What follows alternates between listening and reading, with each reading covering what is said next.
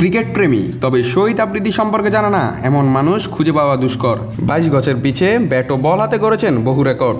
তবে এই পাকিস্তানি সাবেক তারকা ক্রিকেট মাঠ থেকে দূরে আছেন অনেক দিন। তারপরও নানান কারণে এখনও তার নামটা দেখা যায় খবরের শিরোনামে।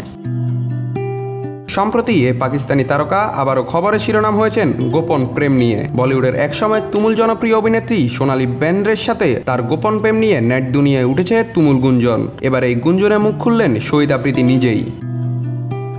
করাচিতে অনুষ্ঠিত এক ফেস্টিভ্যালে আফ্রিদিকে এ প্রসঙ্গে প্রশ্ন করা হলে আফ্রিদি হেসে হেসে জবাব দেন, এখন তো আমি নানা হয়ে গেছি। মূলত এই মন্তব্যটা দিয়ে আলোচনাটি এড়িয়ে যান তিনি।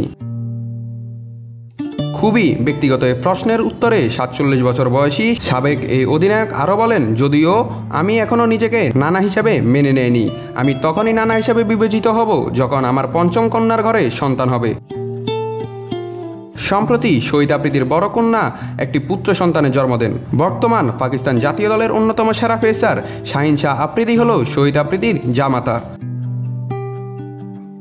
বছরের পর বছর ধরে ভারতীয় অভিনেত্রী সোনালী বেন্দ্রের সাথে শহীদ আফ্রিদি এবং পাকিস্তানের আরেক তারকা ক্রিকেটার শোয়েব আখতারের সম্পর্ক নিয়ে নানান জল্পনা কল্পনা চললেও এই দুই ক্রিকেটার বরাবরই অস্বীকার করেছেন এইসব গুঞ্জন।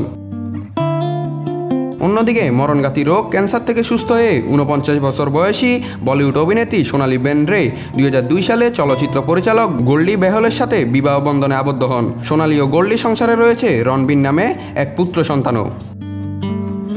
নাতরাহুল, নিউজ না স্পোর্টস।